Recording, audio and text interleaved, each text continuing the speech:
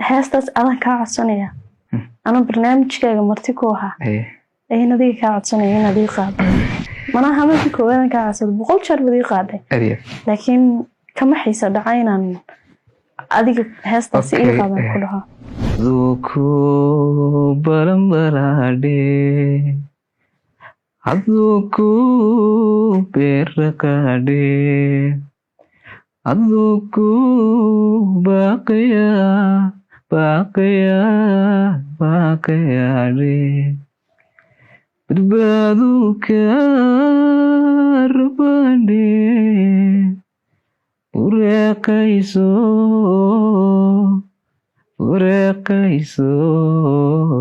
jawaabde qofkeedii weeyday umbanahay wajira jacayl aad ku soo dadaashay ama ku soo taabtay ama waqti ku bixisay ama darji fiican ka sugaysay ama aad ku dadaashay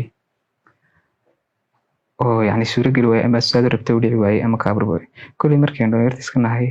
waxa badan inta badan waxaan soo maray xiriirada jacaylka laakiin intooda badan ma way guuldareystaan ama guuleystaan marka ma jira jacayl aad waqti iyo gelisay xoog iyo dadaal iyo maskaxba oo ka barboy ha ku jiray من لو ذيك ارتاح طبعا ها horta xiriirada waxa saamaxay waaya waqtigan ku jirno ma xilliga aan ku suganahay waqti xaadirka maanta wax adigoon waxba gacanta ku haynin markaad nin tahay ayaad gabadh baad iska jeclaanaysaa muddadeeda shaqaysanaysaa nin lacag haysta ayaa waxa laga yaabaa chance-ka intuu ka faa'iideysto markaad gabadhii dhaqaajin weydayna raacdo ama gabadhii ama ninkiiba soranaya inantan ma wax dhaamar raadisido xiriirkiibu jaraya dan kale ayuu ka raacaya marka yani way badan yihiin jacaylada wax burburiyo way badan yihiin marka aniga marka laga hadla kayga waqti fara badan oo ku soo bixiyay aadnoon yara ولين وين راح وين هلا يا لو يتون شرنا يوم كقلي ما شاء الله عمرك كبرك marka uu jiray midaan waqti fara badan ku bixiyay xaalado fara badan isla soo marnay laakiin waqtigii waayuhu ay saamaxay waayeen xiriirkuna markuu dheeraado muddo fara badan buu ahaa xiriirkuna markuu dheeraado nacabka bata labada qof markay jecel yihiin ana waxa fahmi waayay dadka kale waxay ka faa'iidaan laba qof oo isku faraxsan in laga ama la isku diido ama la isku diro wax laga faa'iido ay fahmi waayay marka uu jiray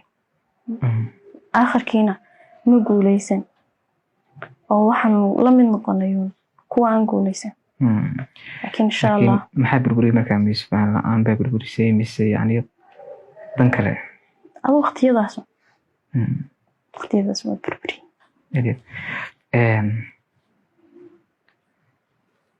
waxa jirta maniray hees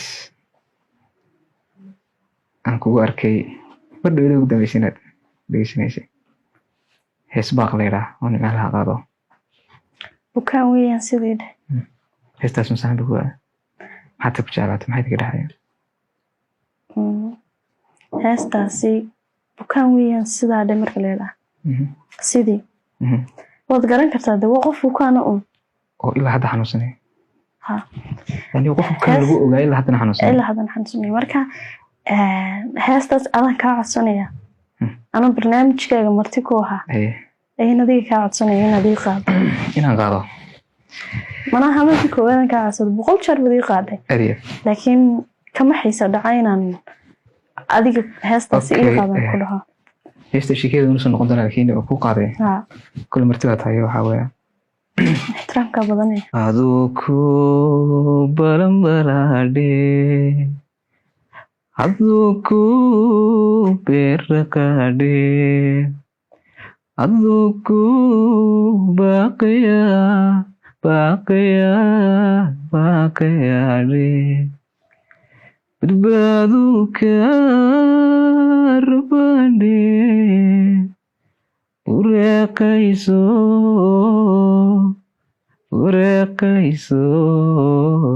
jawaabudhe marwo baxaadegahadhe marwo isubuuqayaadhe kiyo joobahadhe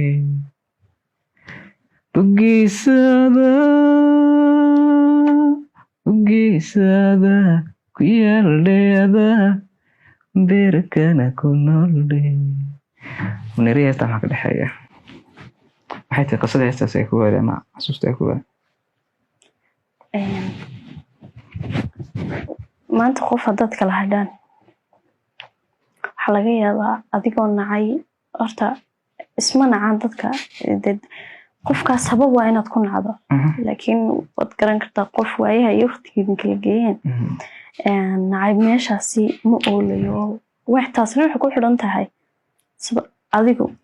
aad qofka u aragto hadduu qof wanaagsan ahaana ilaa weligaa waad jeclaanaysaa waad u ducaynaysaa jacaylku maahan kala wada joogo qofkiyo kaa maqan baad jeclaan kartaa ilaahay dartii baad ku jeclaan kartaa marka heestaasi aniga waxaa naga dhexeeya dareen aada u weyn oonan yacni aanan sheegi karin haddaan sheegana aan la dareemi karin balse xasuusa iyo waqtiyii gelisa iyo qofku wax kastoo in soo dhex maray ma iloobi kartid oo xasuustuna waa waxa ugu xun mar kasta keena in qofkii hore uu weli daba socdo oo uu niyadda ku hayo waa xasuustaa dadka dhibta marka heestaasi waxyaaba fara badan bay soo xasuusisa oonan jeclin inaan iloobo ma jecli dadku waxay yidhahdeen inaan waxaa ilooban jecelay laakiin ma jecli. laakiin adigoo ku xasuustay inay dhibaatadeeda maxaan u badantay maxaad ku jeclaysanaysa inaanad iloobin? qofka wanaagsan lama iloobo. waxaa nagu tataaban kartaa yani qisooyinka aad soo martay adigii heestaada ka dhexeeya ama inaad xasuustooda inaad ilowdo aanad jeclaysanahayn? heestaasi reasonka ugu weynen u dhegeystaa waxa weeye amaan u jecelahay waqtigan qofka wada joogna wada dhegeysan jir oonu jeclan labadeedu waqtiga si hees ahaan baan u dhegeysan jirnay laakiin hees ahaan uma dhegeysto markaa xiriirka naga dhexeeya wataa waxyaabaha keenayana waxa weeye dadku markay kala hadhaan soomaalidu haba u bataane qofkii kale xumaantiisu ka sheekeeya oo dhibaatooyinka imika u weyneyna haysta ee tiktok la yidhaahdo lagu ba'ay la odhanayo kan buu sameyn jiray iyo maydhan jirin iyo may maydhan jirin iyo markaa qofku ma wada xumee inbaa xun ina way wanaagsan tahay marka qofkaasi xataa hadduu isagu xumeeyo inta wanaagsan ubaa laga sheegaa inta wanaagsan ubaa la xasuustaa maadaama ahaa qof waqti aad isku wanaagsaneydeen marka heestaasi wanaagii qofkaasi unbay soo xasuusisaa.